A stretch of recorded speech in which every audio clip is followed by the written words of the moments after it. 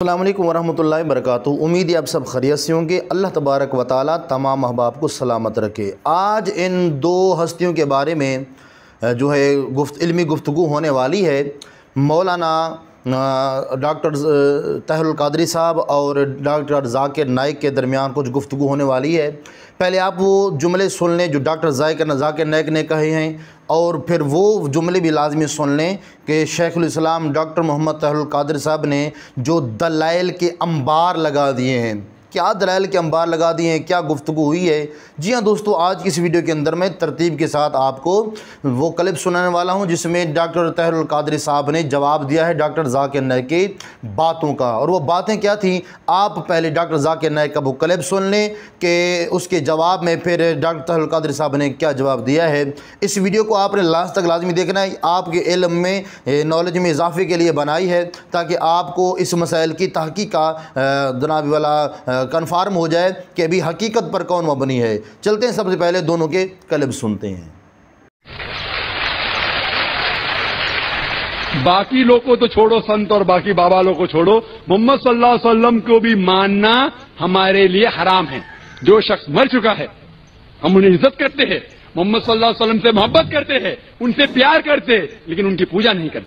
آج کی تاریخ میں ہم محمد صلی اللہ علیہ وسلم سے بھی نہیں مانگ سکتے۔ لوگ کہتے ہیں آج کی تاریخ میں زندہ نہیں، معاذ اللہ۔ میں تمہیں آج کی تاریخ بتاتا ہوں کیا ہے۔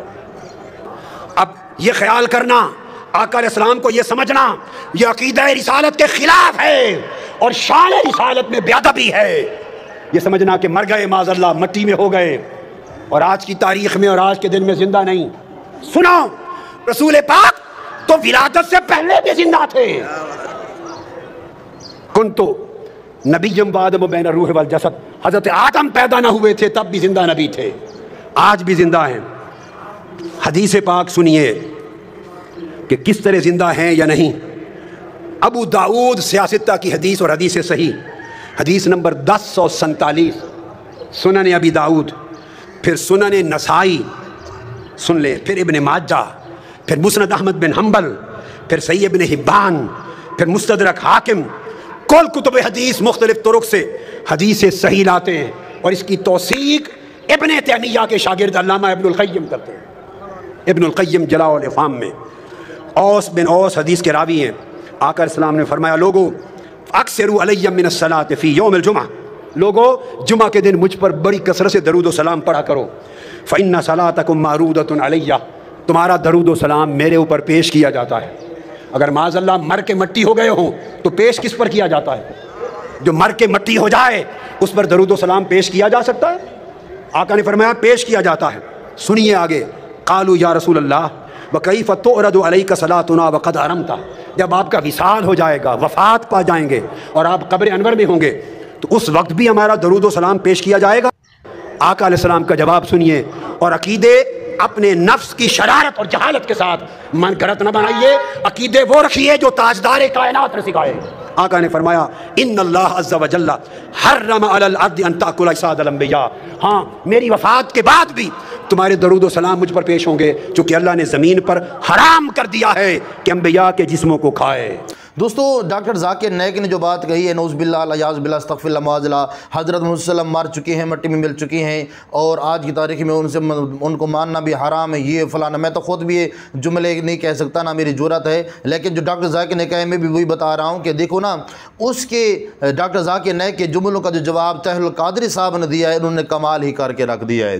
تو اسی لیے یاد رکھیے گا، ہمارا عقیدہ ہے، صحابہ کرام کا بھی عقیدہ تھا کہ آقا پاک علیہ السلام زندہ ہے اور حضور پاک علیہ السلام اپنی قبر میں، بلکہ حضور کو فرمان ہے، فرمایا کہ نبی انبیاء کرام جو ہوتے ہیں اپنی مزاروں کے اندر وہ زندہ و جاوید ہوتی ہیں، باقاعدہ انہیں رزق بھی پہنچا دیا جاتا ہے۔ ہمارے نبی علیہ السلام بھی اللہ کے آخری پیغمبر ہے، وہ بھی زندہ ہیں اور انہیں رزق بھی پہنچا دیا جاتا ہے۔